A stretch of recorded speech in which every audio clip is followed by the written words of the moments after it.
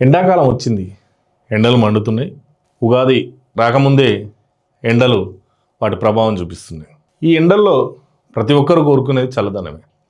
ఆ చల్లదనం కోసం ఎండల్లో తిరగకుండా ఇళ్లలోనైనా కార్యాలలోనైనా ఏసీలు పెట్టుకొని చల్లగా ఉండాలని ప్రతి ఒక్కరు కోరుకుంటాం. అయితే ఆ ఏసీల వాడకం ఎలా ఉండాలి? ఎండాకాలం వచ్చిందిగా అని చెప్పి ఏసీలను అధికంగా వినియోగిస్తే దానివల్ల ఎంత నష్టం జరుగుతుంది, ఎలాంటి నష్టాలు జరుగుతున్నాయి, ఇవి మనం తెలుసుకోవాల్సిన అవసరం ఉంది. ఎండాకాలం వచ్చిందని ఏసీలను ఒక మార్గదర్శకాలకు అనుగుణంగా ఏసీలను వాడాలి.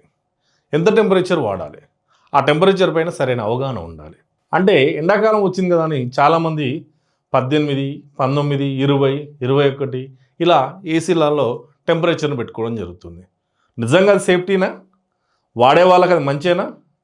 నిజానికి డి విటమిన్ రావాలంటే ఎండల్లో తిరగాలి. మండే ఎండల్లో తిరగలేము కాబట్టి చల్లదనం కోరుకుంటాం. అలా అని 18 డిగ్రీలో, 19 డిగ్రీలో, 20 డిగ్రీల్లో చల్లదనంలో ఉండడం మంచిదేనా? ఒక్కసారి ఆలోచించండి. ఈ విషయాలు తెలుసుకోండి.